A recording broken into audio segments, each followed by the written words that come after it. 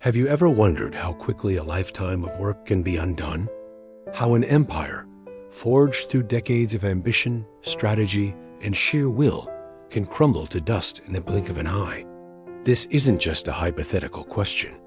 It's the story of one of the most astonishing collapses in history.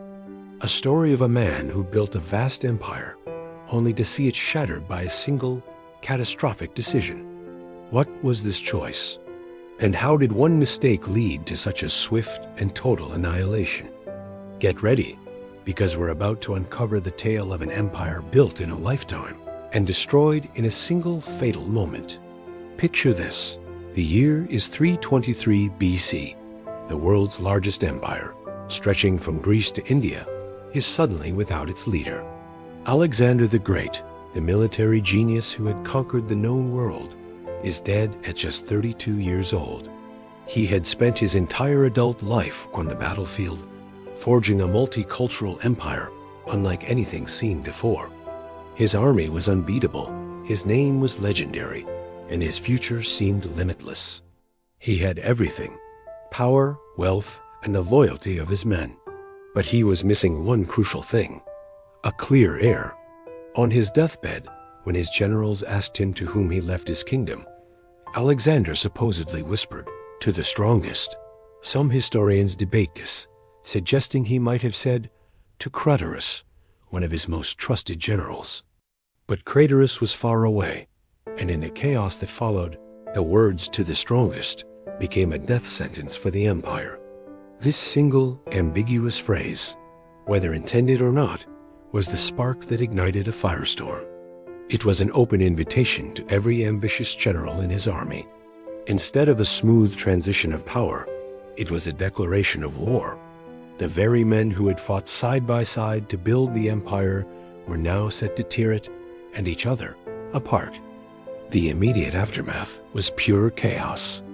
Alexander's top generals, known as the Diadochi, or the successors, gathered in Babylon to decide the empire's fate. On the surface, they tried to maintain a united front. They agreed to a joint rule, appointing Alexander's mentally disabled half-brother, Philip Aridias, and Alexander's yet unborn son, Alexander IV, as co-kings. A regent, Perdiccas, was chosen to rule in their name. It was a fragile compromise, a paper-thin attempt to hold together a fracturing world. But behind the closed doors and feigned agreements, ambitions were boiling over. Each of these powerful men, Ptolemy, Antigonus, Seleucus, Lysimachus, saw themselves as the rightful heir. They had carved out the empire with their own swords, and they weren't about to hand over their piece of the pie to anyone else. Ptolemy, one of Alexander's oldest friends and a canny strategist, made the first move. In a daring act of political theater, he hijacked Alexander's funeral cortege. The body of the great king was being transported back to Macedonia for burial, a symbol of the empire's continuity. But Ptolemy intercepted it and diverted it to Egypt. This wasn't just grave robbing. It was a masterstroke of propaganda. By possessing the body of the founder, Ptolemy was essentially claiming his legitimacy. He established himself in Egypt, a rich and easily defensible province, and declared it his own. This act was a blatant challenge to the central authority of the regent Perdiccas, and it was the point of no return. The compromise was shattered. The wars of the successors had begun. What followed was 4 decades of relentless, brutal warfare. The empire became a chessboard, and Alexander's generals were the players, sacrificing armies, cities, and even Alexander's own family in their quest for supreme power. Perdiccas, the regent, tried to crush the rebellion, but was assassinated by his own officers during a failed invasion of Ptolemy's Egypt.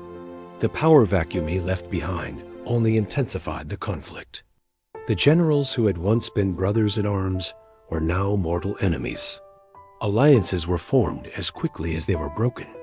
Antigonus Monophthalmus, or One Eye, another brilliant general, came closest to reuniting the empire under his sole rule.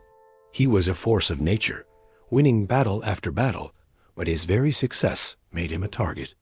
The other successors, terrified of his growing power, formed a massive coalition against him. The dream of a unified empire officially died at the Battle of Ipsus in 301 BC. This was the final decisive showdown. On one side was the aging but still formidable Antigonus and his son Demetrius. On the other, a grand alliance of Cassander, Lysimachus, and Seleucus. The battle was a colossal clash of titans, featuring hundreds of thousands of soldiers and even war elephants brought from India by Seleucus. In the end, Antigonus, at over 80 years old, was killed in the fighting. His defeat was the final nail in the coffin for Alexander's legacy.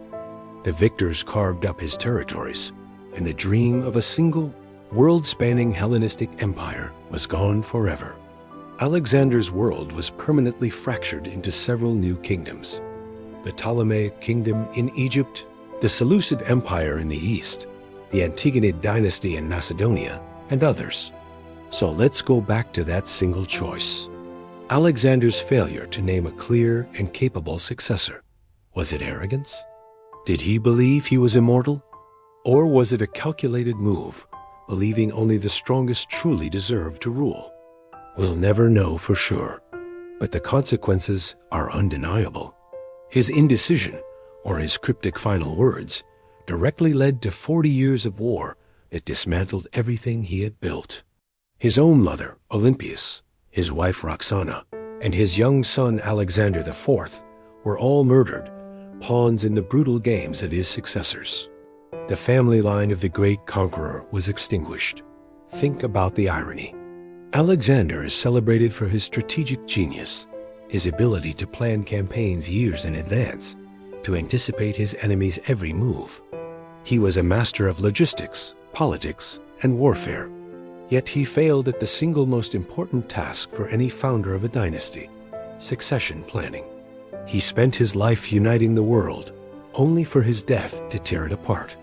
The men who inherited his ambition lacked his vision. They saw the empire not as a legacy to be preserved, but as a prize to be won. Their personal hunger for power trumped any loyalty they had to Alexander's dream of a unified world.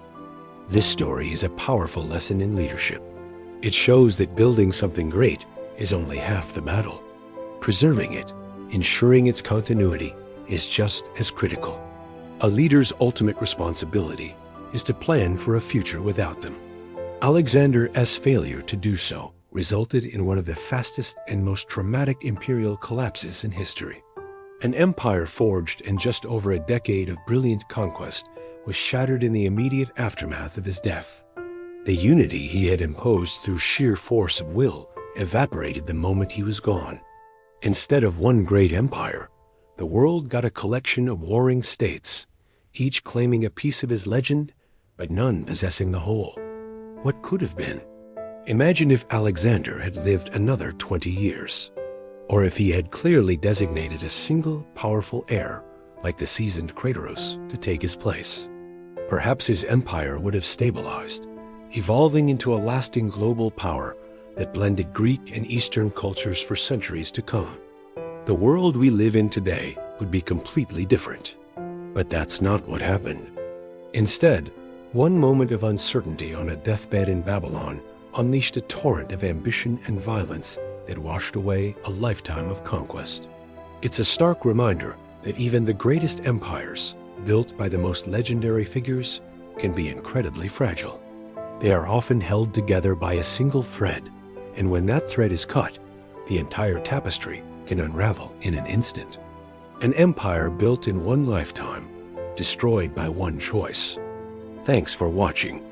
If you found this piece of history as fascinating as I do, make sure to hit that like button and subscribe for more stories of epic rises and dramatic falls. Let me know in the comments what you think. Was Alexander to blame, or was the collapse inevitable? See you next time.